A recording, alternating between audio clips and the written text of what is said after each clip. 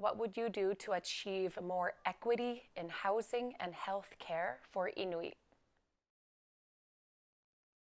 Thank you for that question.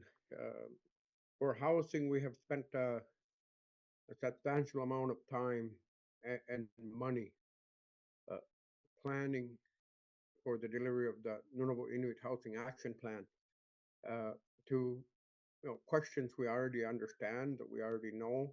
Also, those resources, I'm sure from the Nunavut Housing Corporation would know, what communities need housing the most. I think on the housing issue, we need to focus on providing homes uh, very quickly.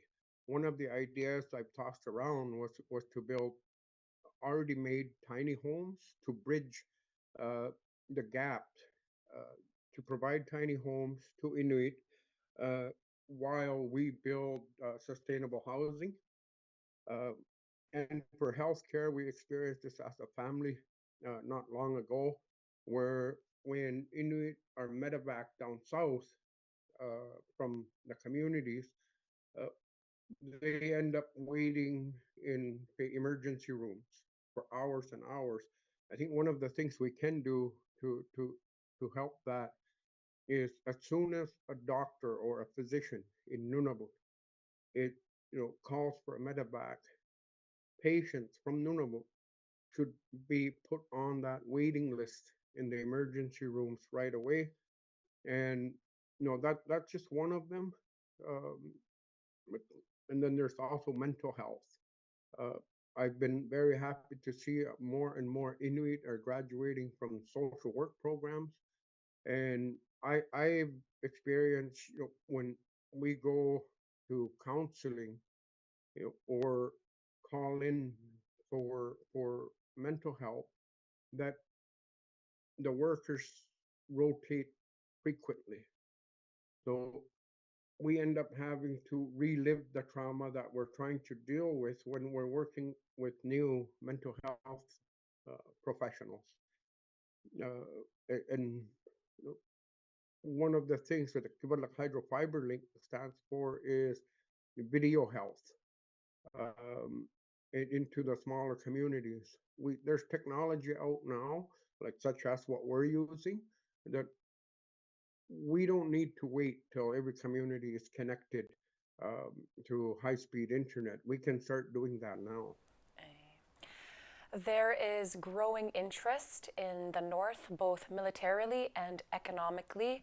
What will you do to protect the interests of Inuit in times of growth and expansion?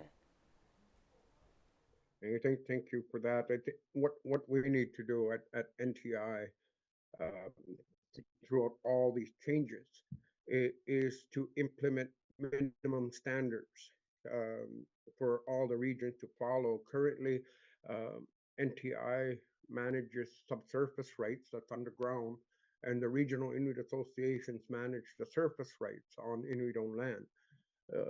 But also, fortunately for Inuit, any major project in Nunavut triggers an Inuit Impacts Benefits Agreement. So through changes in policies, because you know we have differing priorities depending on our location.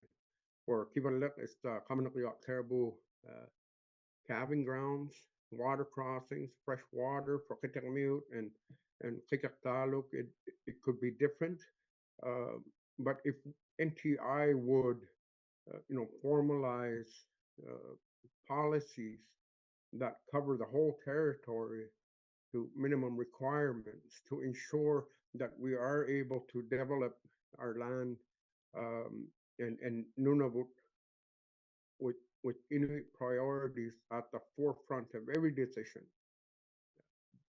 That's one of the ways to manage development to ensure Inuit benefit fully.